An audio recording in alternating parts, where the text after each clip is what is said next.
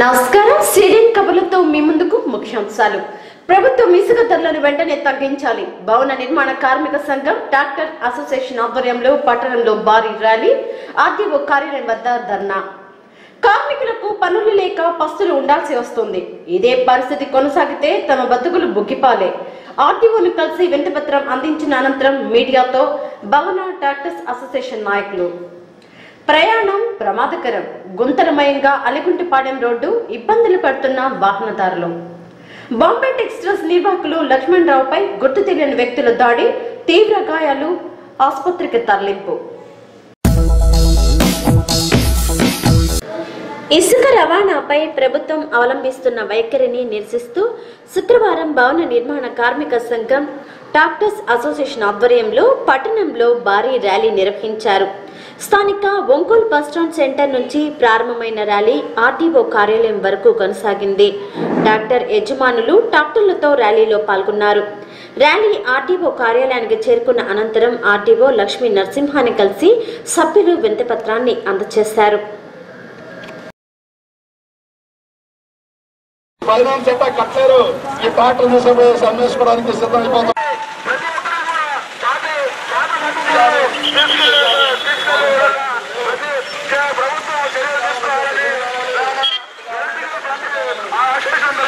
కార్యక్రమానికి పాల్గొన్న ప్రతి ఒక్క కార్మికులు కూడా మేము అభినందనలు తెలియజేస్తున్నాం. ఇసుక వల్ల ఇసుక ఏంటంటే మనకి ఇసుక కోట్లు దాటింది రేటు. అంటే ఈరోజు మంది రోడ్డు పడ్డారు. అందువల్ల ఈరోజు ఈ ఇసుక ధరలని మాకు తగ్గిస్తే ప్రతి ఒక్క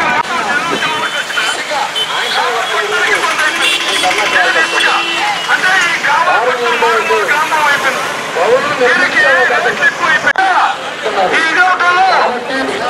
ఇది అందరికీ మంచిది కాదు.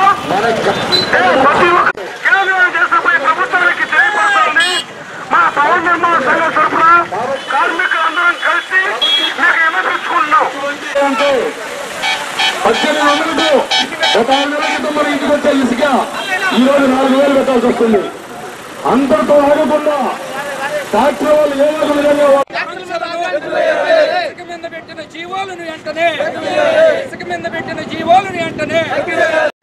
ఇసుకపై విధించిన ఆంక్షలతో భవన నిర్మాణ కార్మికులు పన్నులు లేక పస్తులు ఉండాల్సిన పరిస్థితి ఏర్పడిందని అన్నారు. భవన నిర్మాణ కార్మిక సంక్షేమ సంఘం అధ్యక్షులు వేమిరెడ్డి కృష్ణారెడ్డి. స్థానిక ఆర్టీఓ కార్యాలయం వద్ద జరిగిన ధర్నా సందర్భంగా ఆయన మాట్లాడారు.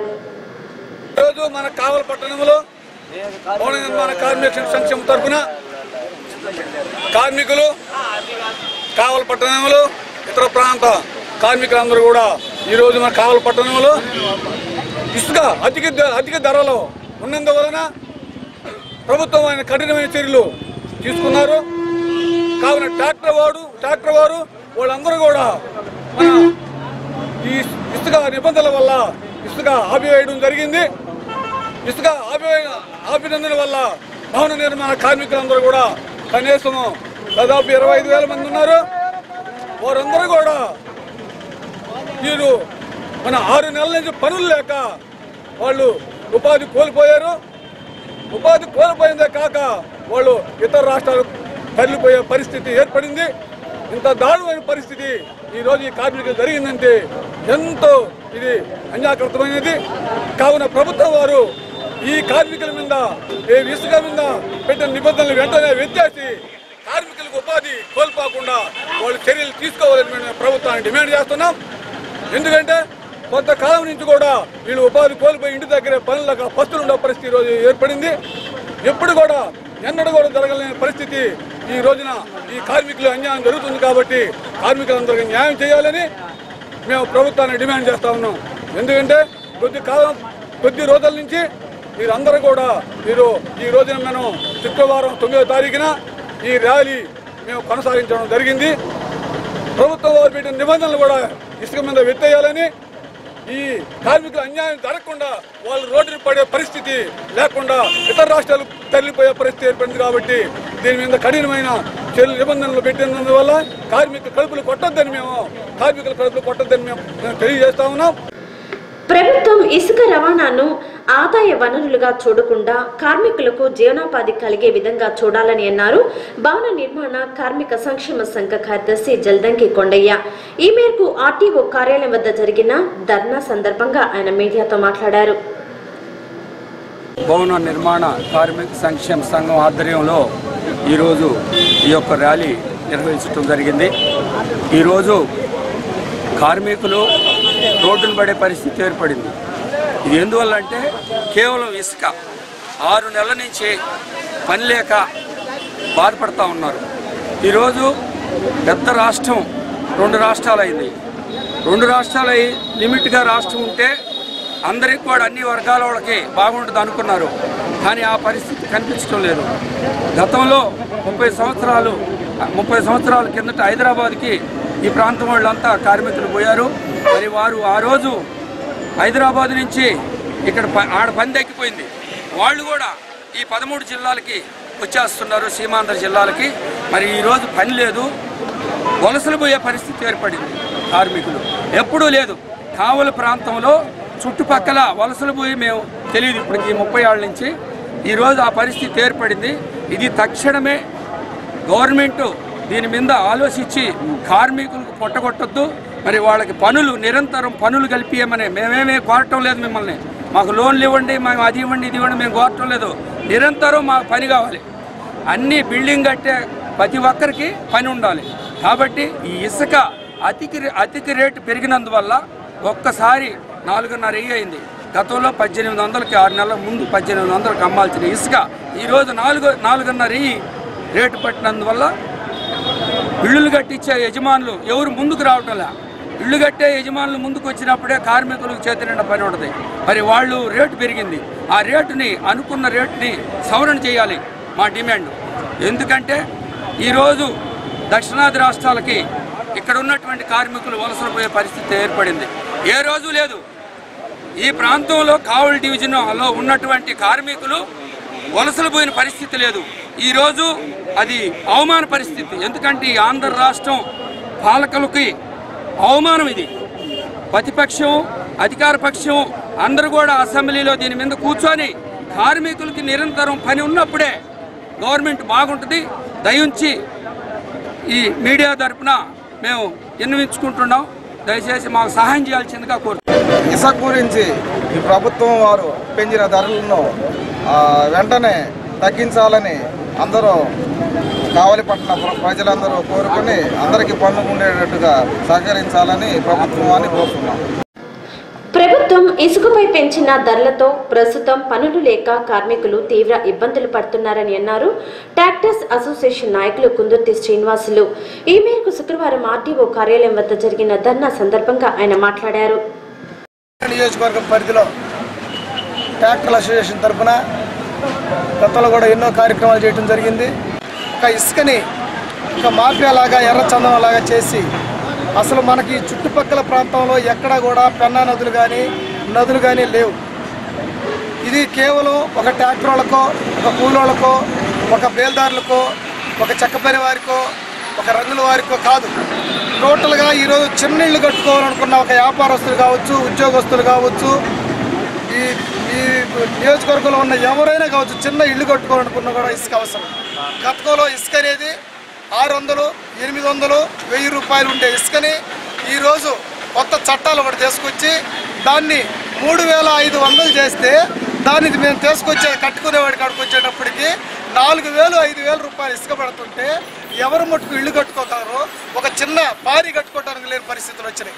ఈ ట్రాక్టర్కి 10 మంది కూలోళ్ళు ఉంటారు. ఎంత అన్యాయం అంటే ఆ కూలోళ్ళు కూడా ఇంచుమించు సల్లా యానాదులు మాత్రమే ఉంటారు. అలాంటి యానాదులు ఈరోజు 3 సంవత్సరాల నుంచి ఒక పక్క పంటలు లేక, వానలు లేక నానా రకాల అభివృద్ధులు పడుతూ ఉంటే కనీసం ట్రాక్టర్కి పోయిన బిడ్డలు పోషించుకొని బతికించుకోవాలనే పరిస్థితుల్లో ఈరోజు వాళ్ళు వచ్చి ఉంటే ఆ పనులు కూడా లేక మొత్తం ఒక పక్క తెలంగాణ అని చెప్పి తెలంగాణ వాళ్ళు దరివేస్తే హైదరాబాద్ నుంచి ఇక్కడ మనం వాళ్ళకి పని లేక మనము దరివేస్తే వలస వెళ్ళిపోయారు. కావాలంటే అధికారులు కానివ్వండి, అనధికారులు కానివ్వండి, ప్రజా సంఘవాదులు కానివ్వండి, ప్రజా సంఘాలు కానివ్వండి, మీ మొత్తం పోయి అసలు పరిస్థితులు చూడండి ఎంత అన్యాయంగా ఉందో ఒక్కసారి గమనించండి. ఎవరన్నా ఒక రైతు వాళ్ళ పొలంలో మట్టి పని సాగు చేసుకోవాలనుకుంటే, పొలంగా తయారు చేసుకోవాలనుకుంటే దాన్ని ఆ పైన మట్టి తూమట్టి అంటారు దాన్ని, ఆ తూమట్టి తీసేయాల్సిన అవసరం ఉంది. ఆ మట్టి తీసుకొచ్చుకున్నా కూడా ఇసుక అని చెప్పి నాన్ బెయిలబుల్ కేసు పెడుతున్నారు.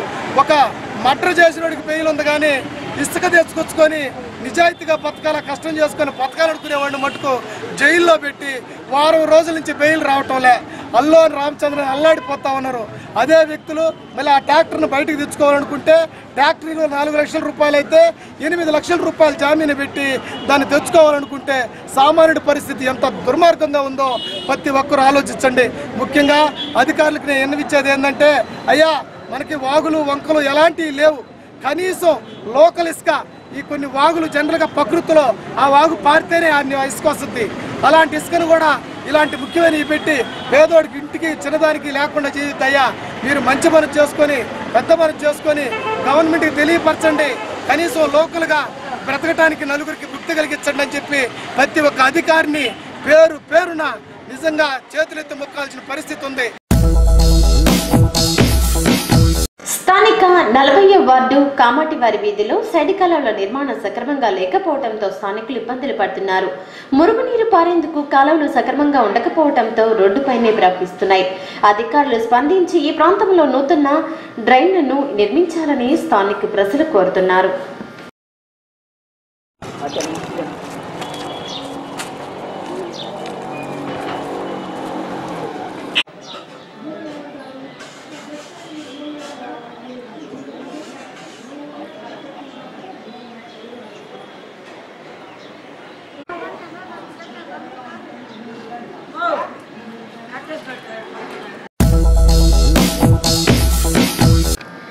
కావలి రూరల్ మండలం బెంగగారిపాలెం గ్రామంలో విద్యుత్ దీపాలు సక్రమంగా లేకపోవడంతో స్థానిక ప్రజలు ఇబ్బందులకు గురవుతున్నారు.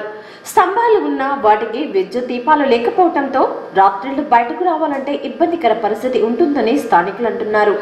గతంలో ఈ విషయంపై సంబంధిత అధికారులకు విన్నవించినా ఫలితం లేకుండా పోయిందని అంటున్నారు. రాత్రులు బయటకు రావాలంటే చిన్నారులు, వృద్ధులు తీవ్ర ఇబ్బందులు పడాల్సి వస్తుందని, ఇప్పటికైనా అధికారులు స్పందించి గ్రామంలో విద్యుత్ దీపాలు వెలిగేలా చూడాలని స్థానిక ప్రజలు కోరుతున్నారు.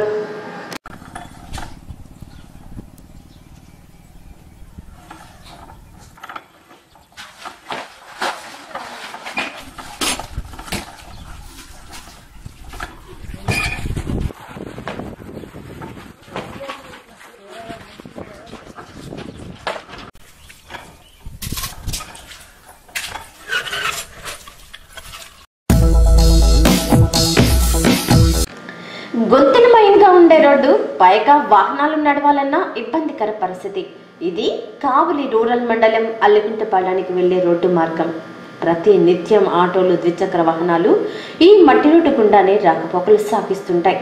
రోడ్డు గుంతలుగా ఏర్పడి ఉండటంతో ఈ గుంతలలో వాహనాలు పడి అదురుతూ ఉండటంతో వాహనాలు మరమ్మతులకు గురవుతున్నాయని పలువురు వాహనదారులు అంటున్నారు. అధికారులు స్పందించి గ్రామానికి నూతన సిమెంట్ రోడ్డు నిర్మించాలని గ్రామస్తులు విజ్ఞప్తి చేస్తున్నారు.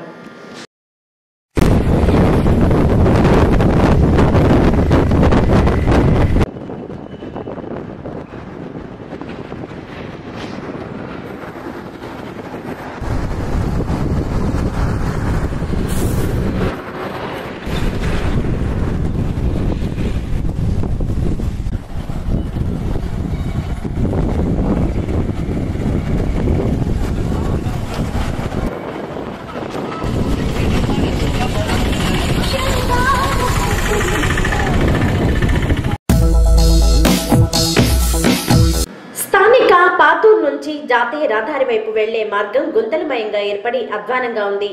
జాతీయ రహదారి నుండి పాతూరుకు వెళ్లాలంటే ఈ మార్గం గుండా రాకపోకలు సాగిస్తుంటారు. స్థానికంగా రహదారిపై సూచిక బోర్డును ఏర్పాటు చేయకపోవడంతో వాహనదారులు రాత్రి వేళల్లో ఈ మార్గం వైపు రావాలంటే ఇబ్బందులు పడుతున్నారు. అధికారులు స్పందించి రహదారిపై సూచిక బోర్డును ఏర్పాటు చేయాలని వాహనదారులు కోరుతున్నారు.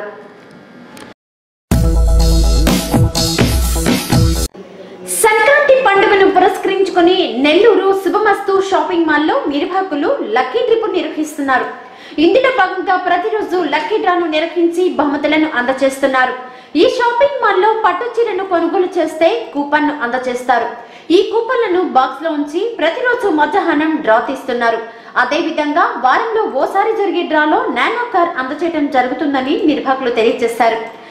శుభమస్తు షాపింగ్ మాల్ లో శుక్రవారం తీసిన లక్కీ డిప్ లో భాగంగా నెల్లూరుకు చెందిన మురళి విజేతగా నిలిచారు. వీరికి దుకాణ నిర్వాహకులు పట్టు చీరను బహుమతిగా అందజేశారు.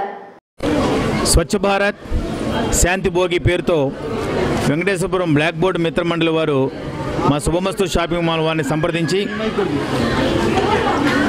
రాబోయే భోగి పండుగని పర్యావరణానికి ఇబ్బంది లేకుండా ఏదైతే భారతీయ సాంప్రదాయ పండుగలు వైజ్ఞానిక పరంపరకి వేదికలుగా నిలుస్తూ ఉన్నాయో దాన్ని తర్వాత తరం ప్రజలకు కూడా అందించాలని ఒక సదుద్దేశంతో వారు మమ్మల్ని సంప్రదించారు. పర్యావరణాన్ని కాపాడటంలో భాగంగా మేము కూడా దీన్ని సహకరించడం జరిగింది. రాబోయే భోగి పండుగలు ఈ దక్షిణాయనం నుంచి చనిపోయేదానికి కూడా పనికిరాని దక్షిణాయనం నుంచి రేపు సంక్రాంతికి ఉత్తరాయణంలోకి మనం ప్రవేశిస్తూ ఉన్నాము. ఇప్పటిదాకా ఏదైతే జరిగిన సంవత్సరము మనలో ఉండే చెడు, మనం ఎదుర్కొన్న బాధలు, ఈతి కష్టాలు ఇటువంటి అన్నీ రాబోయే భోగిలో వదిలేసి సహజంగానే మన భారతీయ పండుగలు ఏం నేర్పిస్తుంటాయంటే ఏదైతే ఈరోజు మన ప్రధానమంత్రి మోడీ గారు చెప్పారో స్వచ్ఛ భారత్ అని, అది సహజంగానే మన పెద్దలు నేర్పిస్తారు. మనకి భోగి పండుగ సందర్భంగా ఇల్లంతా శుభ్రపరచాలి, వ్యర్థాలన్నీ బయటపడేవాలి, దాన్ని భోగి మంటలు వేసేసేవాలి. దాంతోపాటు మనలో ఉండే దుష్ట ఆలోచనలు, మనలో ఉండే బాధలు అవన్నీ కూడా వేసేసి రాబోయే రోజులంతా కూడా సుఖ సంతోషాలతో అష్టాయురారోగ్యాలతో వర్ధిల్లాలని చెప్పి భగవంతుని ప్రార్థిస్తూ వైభవంగా పండుగలు జరుపుకుంటాము. ధాన్యమంతా కూడా ఇంటికి చేరుతుంటుంది. ఎక్కడెక్కడ వెళ్ళినా ఉన్నటువంటి బంధుమిత్రులందరూ కూడా ఇళ్ళకి చేరుతుంటారు. ఆనందంగా సుఖ సంతోషాలుగా చేసుకునే ఈ పండగ పర్యావరణానికి హాని కలిగించే విధంగా టైర్లు, ప్లాస్టిక్ వ్యర్థాలు కాల్చి క్యాన్సర్ కారకమైనటువంటి వాయువులు విస్తరింపజేయకుండా ప్రజల ఆరోగ్యాన్ని కాపాడుకోవాలి. పండగలు దేనికోసమైతే నిర్దేశించబడినాయో ఆ పండగలని అత్యంత వైభవంగా అదే కారణంతో జరుపుకొని హిందూ పండుగలు ఎందుకోసం పుట్టినాయో దాని తర్వాత తరాలు కూడా ఇటువంటి స్వచ్ఛంద సంస్థలు ముందుకొచ్చి తర్వాత తరాలకు అందించాలి. ఆ విధంగా వాళ్ళు చేస్తున్న కృషికి శుభమస్తు షాపింగ్ మాల్ వారి మా వంతు సహకారం కూడా ఉంటుందని తెలియజేస్తూ రాబోయే భోగి, సంక్రాంతి, కనుమ పండుగల్ని వైభవంగా సుఖ సంతోషాలతో జరుపుకోవాలని చెప్పి అందరికీ మంచి జరగాలని చెప్పి కోరుకుంటూ శుభమస్తు షాపింగ్ మాల్ వారు సంక్రాంతి, భోగి, కనుమ శుభాకాంక్షలు తెలుపు. స్థానిక 2వ వార్డులో నూతన సైడ్ కాలువల నిర్మాణం కలగానే మిగిలిపోతుంది. ఈ ప్రాంతంలో సైడ్ కాలువలు సక్రమంగా లేకపోవడంతో మురుగునీరు పారేందుకు వీలు లేక స్థానికంగా నిల్వ ఉంటుంది. ఫలితంగా రోగాలు ప్రబలే అవకాశం ఉందని స్థానికులు ఆందోళన చెందుతున్నారు. అధికారులు స్పందించి ఈ ప్రాంతంలో నూతన డ్రైన్ నిర్మించాలని స్థానిక ప్రజలు కోరుతున్నారు.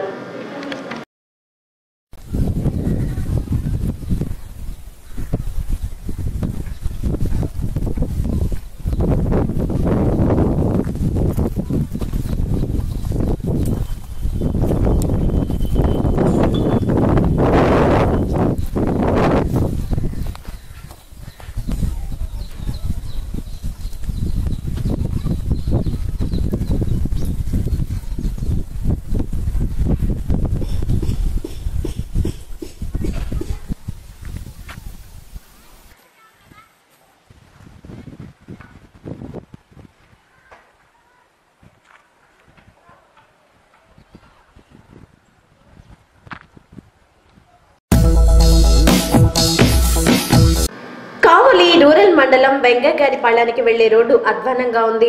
మట్టి రోడ్డు కావడంతో ఎక్కడ పడితే అక్కడ గుంతలు ఏర్పడి ప్రమాదభరితంగా ఉంటుంది.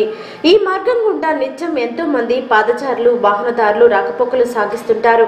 గతంలో ఈ మార్గంలో నూతన రోడ్డును నిర్మించాలని అధికారులకు విన్నవించినా పట్టించుకోవటం లేదని స్థానికులు అంటున్నారు. రాత్రి వేళలో ఈ మార్గం గుండా ప్రయాణించాలంటే వాహనదారులు ప్రమాదాల బారిన పడుతున్నారు. అధికారులు స్పందించి నూతన రోడ్డును నిర్మించాలని గ్రామస్తులు కోరుతున్నారు.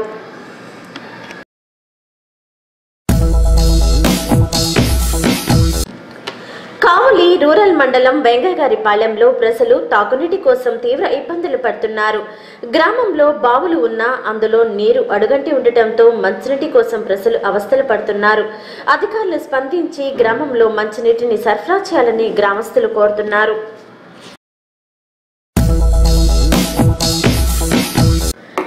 భారతీయ సంస్కృతి సాంప్రదాయాలు గొప్పవని అన్నారు కావలి మోటార్ వాహనాల తనిఖీ అధికారి చంద్రశేఖర్ రెడ్డి. శుక్రవారం స్థానిక మద్దిపాడు డిబిఎస్ ఇంజనీరింగ్ కళాశాలలో ఎన్ఎస్ఎస్ యూనిట్ ఆధ్వర్యంలో జేఎన్టీయు అనంతపురం ఆదేశాల మేరకు జాతీయ యువజన దినోత్సవం సందర్భంగా ముగ్గులు పోటీలు నిర్వహించారు. ఈ కార్యక్రమానికి ముఖ్య అతిథిగా హాజరైన ఆయన మాట్లాడుతూ మహిళలకు సంబంధించిన ఇటువంటి సాంప్రదాయక పోటీలు నిర్వహించడం ద్వారా నేటి విద్యార్థినులకు సాంప్రదాయ విలువలను తెలియజేసినట్లు అవుతుందని అన్నారు. ఈ కార్యక్రమంలో డిబిఎస్ ఇంజనీరింగ్ కళాశాల కరెస్పాండెంట్ దాంశెట్టి సుధీర్ నాయుడు తదితరులు పాల్గొన్నారు. So wherever you are, you may be in America or you may be in Britain, you may be in Japan, we should not forget our customs and we should not forget our what we follow. So in America, the people, those who are staying in America also, they are more acquainted with the God and our Hindu, whatever the functions, festivals, they are celebrating in a greater way. They are all assembling in one place and they are celebrating Ugadi, they are celebrating Sankranti, they are celebrating Dasara. But in India, our people, they are forgetting what is Ugadi, what is Bogi, what is Sankranti, and they are addicted to computers, addicted to tabs, addicted to cell phones. To a friend's place, we are going to a grandfather's place, we are going to అత్తగారికి పోతున్నాం లేకుండా నానమ్మ ఇంటికి వెళ్తున్నాం అలా plan చేసుకునేవాళ్ళం.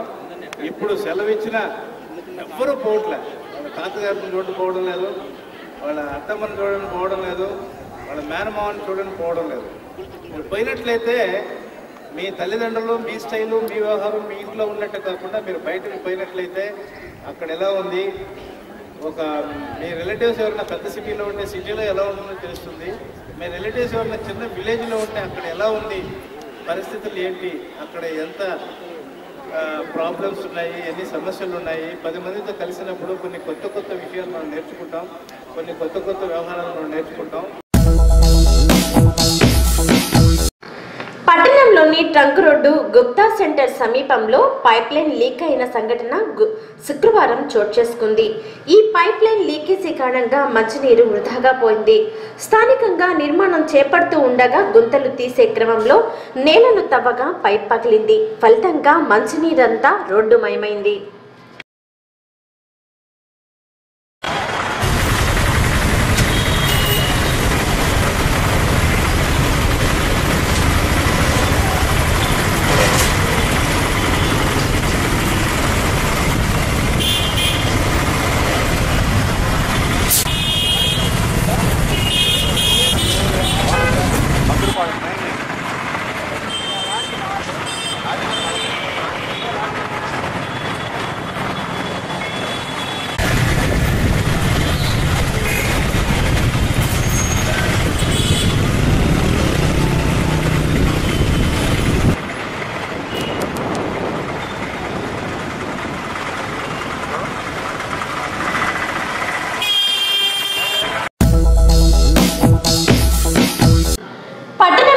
మూడో వార్డులో పారిశుధ్య వ్యవస్థ అధ్వానంగా ఉంది. ఎక్కడ పడితే అక్కడ చెత్తా చెదారాలు రోడ్లపైనే దర్శనమిస్తూ ఉండటంతో ప్రజలు అసౌకర్యానికి గురవుతున్నారు. స్థానికంగా పశువుల కాపర్లు పేడ తిప్పలు రోడ్లపైనే ఉంచడంతో ఈ మార్గం గుండా వాహనాలు నడవాలంటే ఇబ్బందికర పరిస్థితి ఉంది. అధికారులు స్పందించి ఈ ప్రాంతంలో పారిశుధ్యాన్ని మెరుగుపరచాలని ప్రజలు కోరుతున్నారు.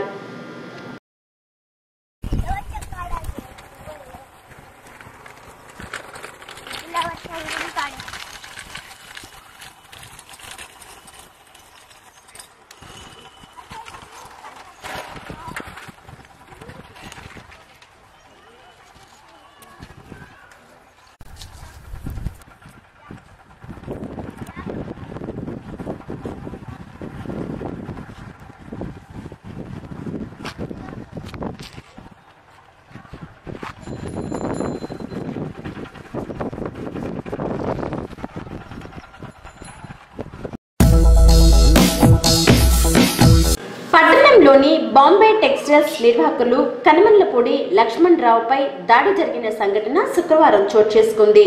ఇంటి దగ్గర ఉన్న అతనిపై కొందరు దాడి చేయడంతో తీవ్ర గాయాలయ్యాయి. స్థానికులు హుటాహుటిన బాధితుడిని చికిత్స నిమిత్తం కావలి ఏరియా వైద్యశాలకు తరలించారు. ఈ మేరకు బాధితుడు చికిత్స పొందుతున్నాడు. సిటిఎన్ కబుర్లు నేటికి సమాప్తం.